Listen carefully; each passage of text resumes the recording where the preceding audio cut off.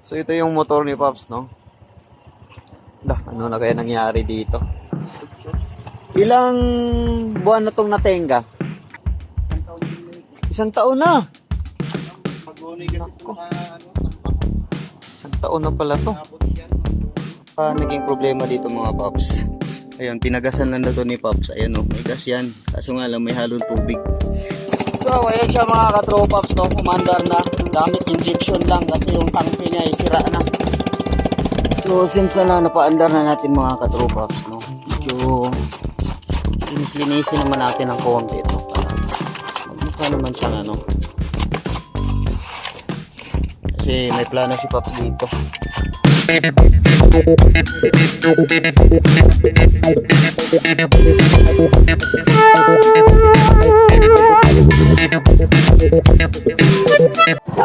So nasa PhilAm tayo sa Quezon City ngayon mga Pops.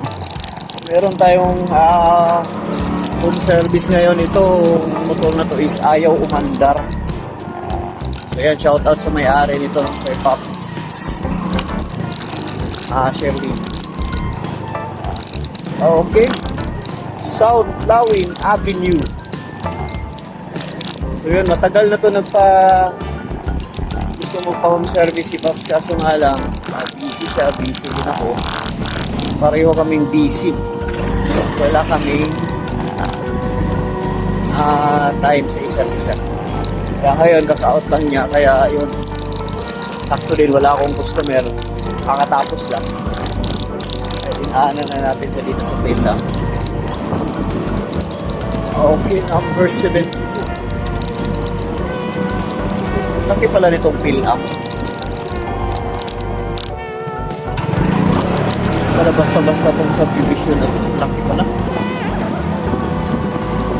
Ayun o, saan niya banda to si Sir? Haba pala nito. Naikot.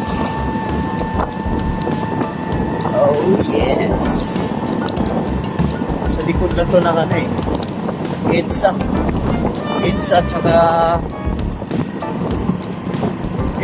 tsaka siya yata yun. EDSA tsaka Quezon out.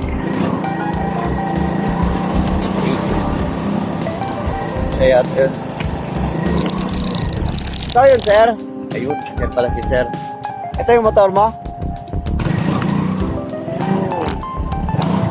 Problema nga ito. Bakit lang simbahan dito mga Pops? Kaya puputulin ko muna dito mga Pops. Okay Pops, oh. So ito yung motor ni Pops, no? Ano na kaya nangyari dito? Pwede doon? Tulak natin.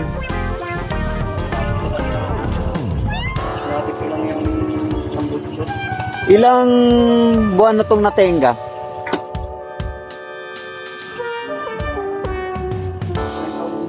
Isang taon na. Nako. Isang taon na pala to. Kaya pala mukhang ano na siya, no? Pero 10K pa lang ako. Tinakbo. So yung pinakita mo pala na video is matagal na yon. Hindi. Bago ko dalhin yung dito siguro. Last week na. Medyo tagilid tayo nitong ano na to ngayon, araw. Pero subukan ko. Tingnan natin kung kaya pa. Wala din kasi akong dalang battery. Bago naman battery. Bago na battery nito. Sige, tulak natin to doon. Binilang ko na. Oo nga pala. May ano ka, dala kang card. Okay. Ayan siya mga katropaps. Kakalikutin ko muna to. Balikan ko kayo kung anong pwedeng problema nito. O kaya, ikot. Okay. Nakita mo. So, yun, mga katropaps, no? First step. Ayun, malakas yung kuryente niya sa spark plug. Sobrang lakas ng spark niya, mga paps. So, nakikita niyo. Patay po, isang gala. So yun, kuryente pa nga ako. Naging problema dito mga paps. Ayun, pinagasan lang na to ni Pops. Ayan may gas yan. Kaso nga lang may halong tubig. Siguro, diretso buhos lang sa gasolina. Then, Ayan, hindi din rain, hindi binuksan.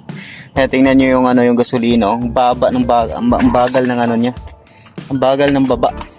Siguro barado. Then kanina, ayan yung mga kalawang-kalawang na ando, no. Yun yung kuha.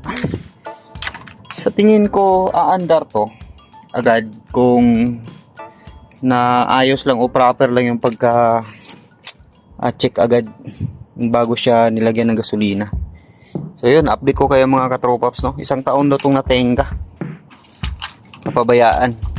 So kakakuha lang daw niya nito kasi galing daw to sa Hagonoy, Bulacan, tropa niya. Siyempre alam mo naman yung lugar na yon, maalat na lugar kasi malapit sa dagat yun. Grabe oh. Hindi ko nga alam mga katropaps kung tatagal pa ba tong body nito, yung chassis niya. Kasi mas maganda nito niya na to, papalit body na to. Hanap siya ng mga parts out na nagpa-parts out tapos kunin niya yung chassis. So yun, advice ko lang naman, i-advise ko sa kanya to mamaya. Tsaka katulad nito, bulok na.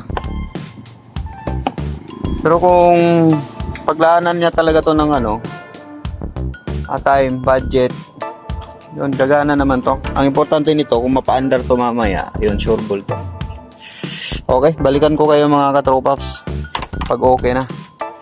Kasi may redondo naman siya. Yun nga, I think gasolina lang yung problema nito.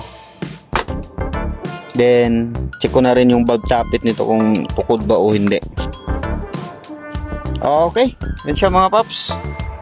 So ito na yung senaryo mga paps, no, sa loob. Grabe.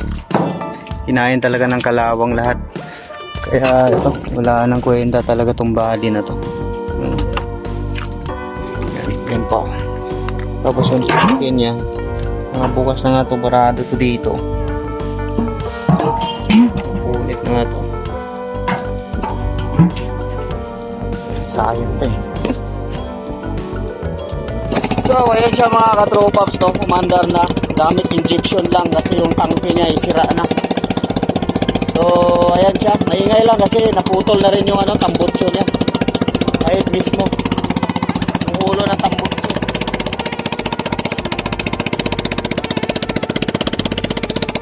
Kaya ayun. So ang kulang na lang nito is, ayun na nga, sobrang ingay talaga. So since napa-under na siya, goods tong makina. Kaso nga lang, ang problema talaga nito itong kaha na to. So sa system naman, sa wirings, goods ang mga wirings nito. So dito lang talaga nagka-problema. Grabe, kinain talaga ng kalawang. Talaga walang magagawa, bakal yan eh. So ayan siya. So walang problema yung yung carburetor lang medyo barado kanina, tsaka may mga tubig kaya siguro ayaw umandar man, tsaka so nga lang hindi siya tuloy-tuloy. Ayun, ngayon umandar na siya ng dire-diretso. One click pa nga eh. One click. Start agad. Yan, minor. Tamang minor. Tinakbo nito. 10,000 pa lang oh. 10,028. Na-stuck na baha lang kasi ito. So yan. So since na napa-andar na natin mga katropaps, no, medyo linis-linisin naman natin ng konti ito para mukha naman siyang kasi may plano si Paps dito. Hanap siya ng parts out para yung body, yan, yung chassis mismo. Sabi oh, yung chassis mismo yung papalit namin dito. Dali lang naman yan. Kaya kayo mga paps, ito tip ko lang sa inyo, iwasan nyo talaga na pag magawi kayo banda sa may mga maalat-alat na lugar, yan, mas maganda bugahan nyo agad ng tubig. Ang katulad nito, na-stuck daw kasi ito ng 1 taon. Kaya din siguro nagkaganito siya. At least, kahit ganyan man yung katawan niya, pero yung makina, ito ko papatunayan talaga na GY6, matibay talaga yan. Tapos inaano lang nila. Minamata lang nila, minamaliit. Putik na yan, kahit ano namang motor. Kung mapabayaan mo, wala talagang mangyayari dyan. Sira talaga yan. Okay, so yun, dito pala ako ngayon sa Philam, Quezon City, paggabi na Yung oras na kasi kami nag-start. So ngayon, ang gagawin lang namin na dito is ibalik na yung kaha. Since na napaandar na namin itong makina, yun, goods na yan. Yun lang naman ang plano ni Pops dito. Kasi yun na nga, i-restore niya to. Gawin yung medyo okay ulit. Okay, ride safe sa lahat.